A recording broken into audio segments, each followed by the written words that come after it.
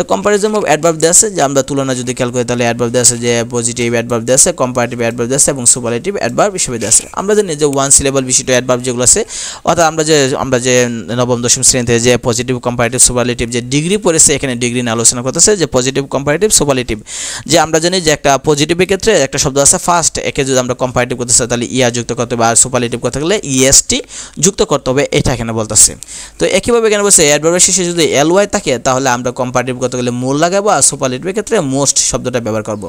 তো আমরা বলছি এখানে বলতেছে যে কিছু কিছু আছে যাদের তাদের কোনো নির্দিষ্ট নিয়ম নয়, তারা নিজেদের মধ্যে চেঞ্জ হয়, বিভিন্ন ধরনের হতে পারে, তাই সেইগুলো আমাদেরকে মুখস্থ করতে হবে।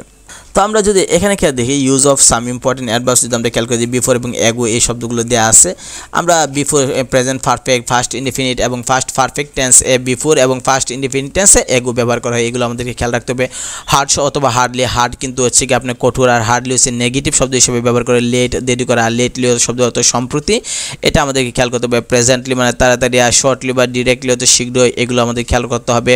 প্রেজেন্টলি জাস্ট বা জাস্ট নাও, যে ফিউচার টেন্সের ক্ষেত্রে প্রেজেন্টলি এবং প্রেজেন্ট পারফেক্ট টেন্সের ক্ষেত্রে জাস্ট নাও ব্যবহার করা হয়। এই যে শব্দগুলো দেওয়া আছে এগুলো আমাদেরকে অবশ্যই মুখস্থ করতে হবে, যে কারণ কেন না, তা না হলে আমরা কিন্তু বুঝতে পারবো না যে সেন্টেন্সটা সঠিক হয়েছে কিনা।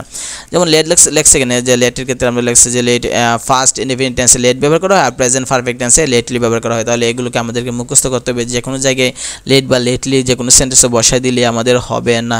একেবারে আমরা যদি দেখি বেরি এবং মা, যদি যে অ্যাডভার্ব বা অ্যাডজেক্টিভের পরে পজিটিভ ডিগ্রির পূর্বে বেরি এবং অ্যাডভার্ব অ্যাডজেক্টিভ এর কম্পারেটিভ ডিগ্রির পরে মাছ ব্যবহার করা হয়, তাহলে আমাদেরকে খেয়াল করতে হবে যে পজিটিভ ডিগ্রির ক্ষেত্রে আমরা কি করতে পারি, বেরি ব্যবহার করতে পারি অ্যাডজেক্টিভ বা অ্যাডভার্বের আগে, কিন্তু আমরা কম্পারেটিভ ডিগ্রির ক্ষেত্রে যেগুলো আর যুক্ত সেগুলোর ক্ষেত্রে আমরা মানে মাছ শব্দটা আমরা ব্যবহার করব।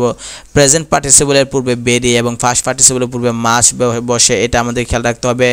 ডিলাইটেড আর ডিরেক্টেড, কন্টেন্ট, টায়ার্ড, প্লিজ শব্দগুলোর পূর্বে মাছের পরিবর্তে বেরি ব্যবহৃত হয়, সেটা আমরা খেয়াল করে দেখব। যে মাছ, ভেরি মাছ, টু মাছ, টু মেনি যদি দেওয়া থাকে যে কোনো নাউনের ক্ষেত্রে খুব বেশি হতে, ভেরি মাছ খুব বেশি, আছে আরও বেশি হলে আনকাউন্ট নাউনের পূর্বে টু মাছ, আর কাউন্টেবল নাউনের পূর্বে টু মেনি। শুধু কথা ভেরি মাছ, টু মাছ আর টু মেনি, মাছ এবং মেরির মধ্যে পার্থক্য কি, এতটুকু আপনারা খেয়াল করেন। আপনারা এতটুকু খেয়াল করেন যে যদি মানে গণনা করা যায় এমন কোনো জিনিসের সাথে হলে তাহলে আমরা মেনি ব্যবহার করব, আর যেগুলো গণনা করা যায় না, পরিমাপ করা যায়, সেগুলোর ক্ষেত্রে আমরা মাছ ব্যবহার করব। মনে রাখবেন ভেরি মাছ বা টু মাছ শব্দের অর্থ হচ্ছে কি, যে আমরা খুব বেশি মানে অতিরিক্ত দরকার, সেটাকে বলা হয়। গুড এবং ওয়েল, আমরা যদি খেয়াল করি গুড হচ্ছে অ্যাডজেক্টিভ এবং ওয়েল হচ্ছে একটা অ্যাডভার্ব, সেটা আমাদেরকে খেয়াল রাখতে হবে। গ্র্যাজুয়ালি ক্রমাগত, অ্যান্ড বাই যে বাকি গ্র্যাজুয়ালি দ্বারা অ্যাডভার্ব অফ ম্যানার বোঝায় এবং বাই দ্বারা অ্যাডভার্ব অফ টাইম বোঝায়। তাহলে আমাদেরকে খেয়াল করতে হবে যে গ্র্যাজুয়ালি শব্দ থাকলে এটা অ্যাডভার্ব ঠিক আছে, কিন্তু এটা হচ্ছে ম্যানার মানে কতক্ষণ পর হয় সেটা থাকে। আর বাই যদি বলে তাহলে এটা সময় নির্দেশ করে, অ্যাডভার্ব অফ টাইম। ফার্স্ট এবং ফার্স্ট, এখানে খেয়াল করতে হবে ফার্স্ট দ্বারা অ্যাডভার্ব অফ ম্যানার বলা হয়, আর ফার্স্ট যেটা এটা থেকে আপনার অ্যাডভার্ব অফ অর্ডার বলা হয়।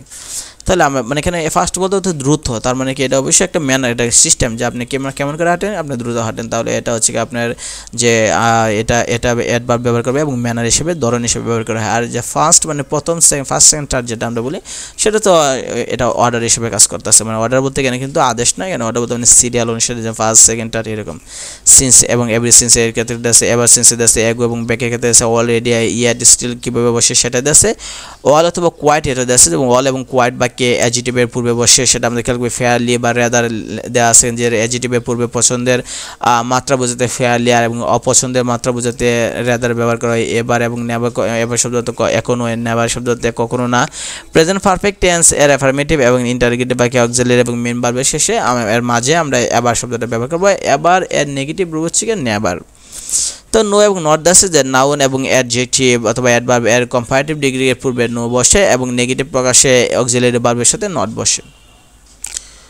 ইনভার্স অফ অ্যাডভার্ব যদি আমরা খেয়াল করে দেখি তাহলে আমরা দেখব যে এখানে দেওয়া আছে ইনভার্স অফ অ্যাডভার্ব দেওয়া আছে, যে কোনো সেন্টেন্স অথবা ফ্রেজ এর স্বাভাবিক শব্দ বিন্যাসে পরিবর্তে শব্দের যে অবস্থানগত পরিবর্তন ব্যবহার করে তাকে বলে ইনভার্স বলা হয়। যেমন বাক্যের নেগেটিভ অ্যাডভার্ব অথবা অ্যাডভার্বিয়াল ফ্রেজকে অধিকতর জোর দেওয়ার জন্য ইংরেজি বাক্যের স্বাভাবিক স্ট্রাকচারের পরিবর্তে যে স্ট্রাকচারটি নেগেটিভ অ্যাডভার্ব বা অ্যাডভার্বিয়াল ফ্রেজ বা অক্সিলারি ভার্ব অথবা সাবজেক্ট প্লাস মেইন ভার্ব ব্যবহার করা হয়, গ্রামারের পাশে তাকে বলা হয় যে ইনভার্সন অফ অ্যাডভার্ব বলা হয়। আচ্ছা, যদি আমরা খেয়াল করে দেখি তাহলে আপনাদের একটা বাক্যে খেয়াল করে দেখেন যে উই হ্যাভ নেভার ইটেন ইট, আমরা এটা কখনো খাই না। এখানে আছে নেভার হ্যাভ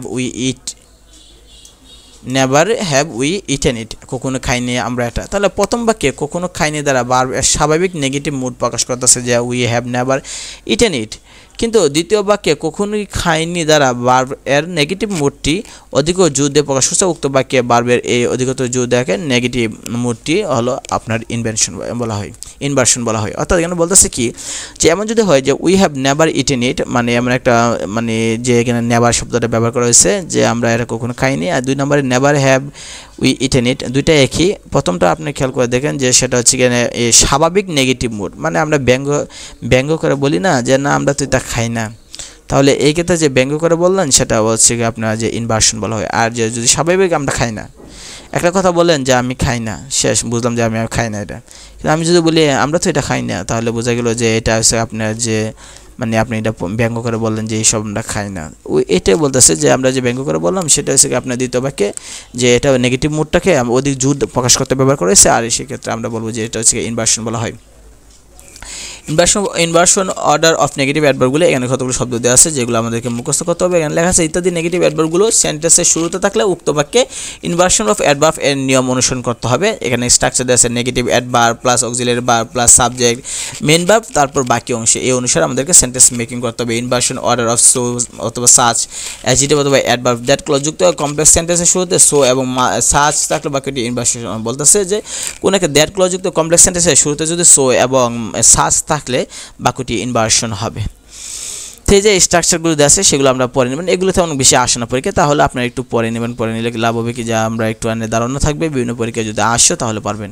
তো এখানে ঢাকা বিশ্ববিদ্যালয়ের প্রশ্ন সহ বিভিন্ন বিশ্ববিদ্যালয়ের প্রশ্ন দেওয়া আছে যেগুলো বিগত সালে আসছে, বিগত সালের প্রশ্নগুলো বেশি বেশি করে সলভ করবেন, তাহলে আপনার অ্যাডমিশন টেস্ট আরও ভালো হবে এবং দেখা যাবে যে প্রস্তুতি ভালো হবে। ঘুরে গেলে দেখা যায় একই প্রশ্ন বেশিরভাগ আসে, তো দেখা যায় যে রিপিট প্রশ্নই বেশি আসে, এখানে এগুলো ভালোভাবে পড়ে নেবেন। তারপরে সবার শেষে একটা সেলফ টেস্ট আছে, ওইখানে যেগুলি ইংরেজি বিচিত্রের মধ্যে সেলফ টেস্ট আছে প্রত্যেকটা অধ্যায়ভিত্তিক, সেটা আপনারা পড়ে নেবেন। তো আমরা পরবর্তীতে ভিডিওতে আমরা আলোচনা করবো, আমরা যে পরবর্তীতে নেক্সট আমরা যদি আলোচনা করি তাহলে সেটা হচ্ছে সাবজেক্ট ভার্ব এগ্রিমেন্ট যেটা আছে সেটা নিয়ে আমরা আলোচনা করব।